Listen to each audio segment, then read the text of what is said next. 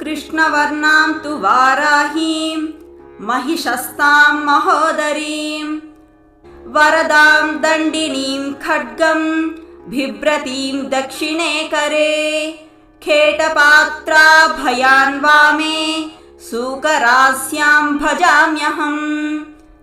स्तुति।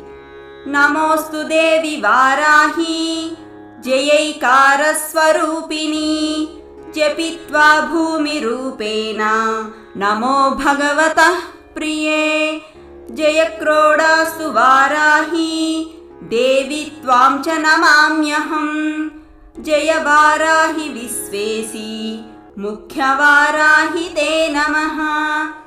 मुख्यवाराहि वन्दे त्वाम् अन्धे अन्धिनि ते नमः। सर्वदुष्टप्रदुष्टानां वाक्स्तम्भन